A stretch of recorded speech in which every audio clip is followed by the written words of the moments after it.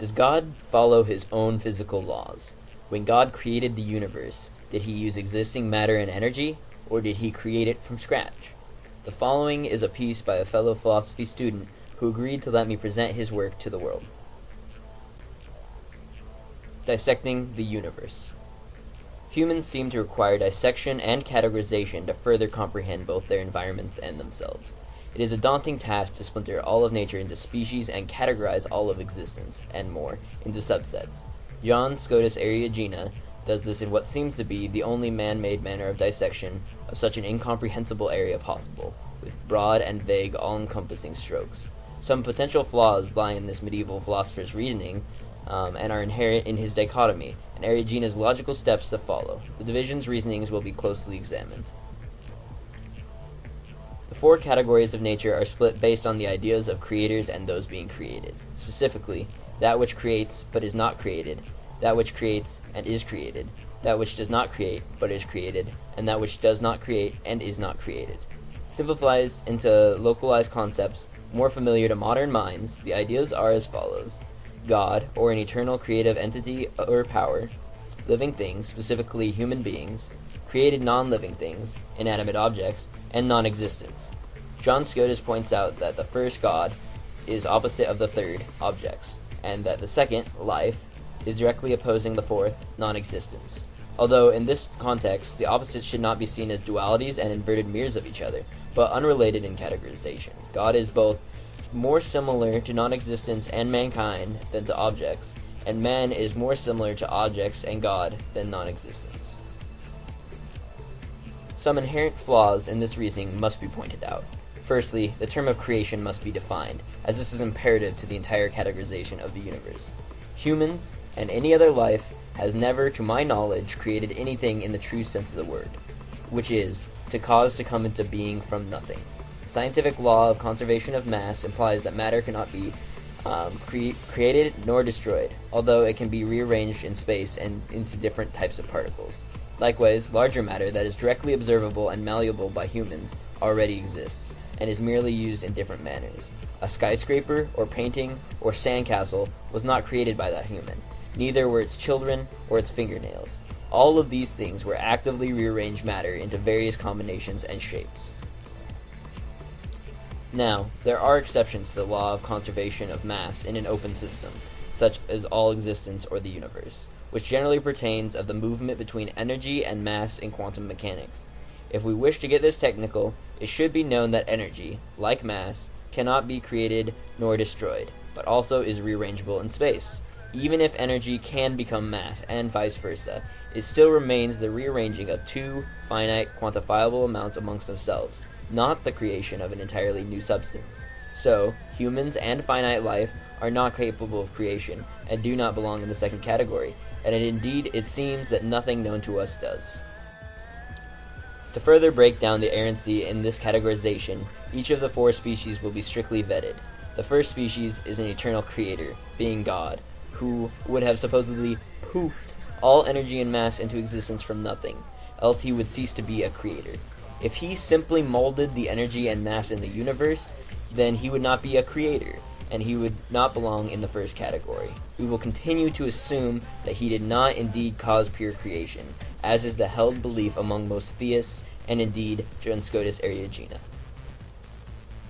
The second species would be composed of a temporal creator, which is a very difficult category to fill, if not impossible. To my knowledge, no temporal finite being has ever caused pure creation of raw energy or mass. This category remains empty in reality, although possible in theory. The third species now holds the bulk of the weight of all existence. Inanimate objects, life forms, sentient beings, and raw energy are all created, but cannot create. In fact, all observable existence in the universe belongs to the third category: finite, temporary, and quantifiable particles of energy. The fourth species is defined by Eriugena as impossible, a non-created existence that does not create. Because this is a non-created existence, and it does not create, then it cannot be part of God, and by John Scotus's logic, because it is not God, it cannot be eternal, as nothing can be co-eternal with God. Therefore, because it is not eternal, nor is it created at any specific temporal point, then it must be non-existence. However, this logic is working backwards from the idea of a God monopolizing eternity, not working forward with sound reasoning. As in reality, this fourth category is theoretically possible as long as it is accepted that existence can be co-eternal with God.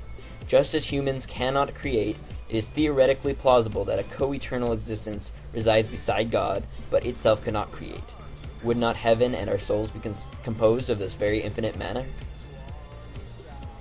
All of these categories depend upon one focal idea, and that is that God is capable of creation.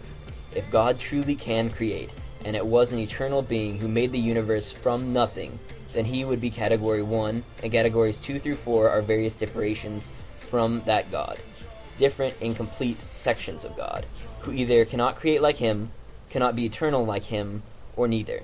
However, if God merely moved about existing mass and energy, then nothing can create. The two divisions would then be 1. That which is eternal, and 2. That which is temporal. However, these divisions are still flawed, because if the matter composing the universe existed co-eternally with God and never was created, then nothing is temporal, because nothing ever was created at any fixed point in time. You then have one division, that which exists.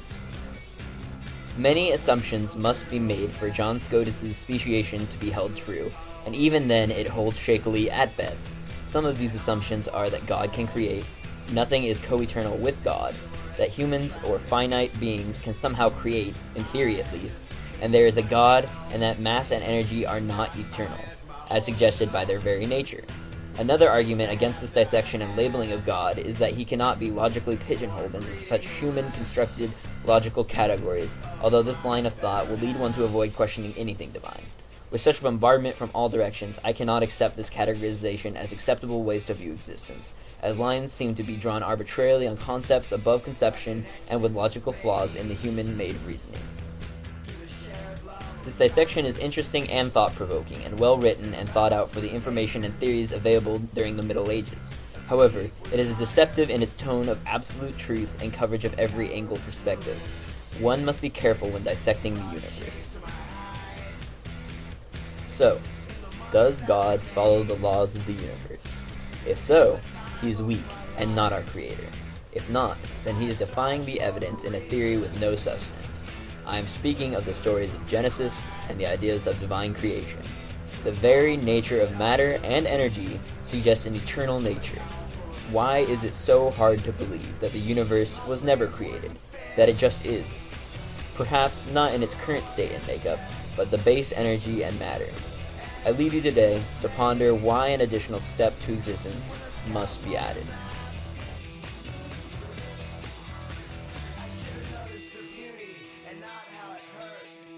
Wet like a cherry in the bloodbath of birth.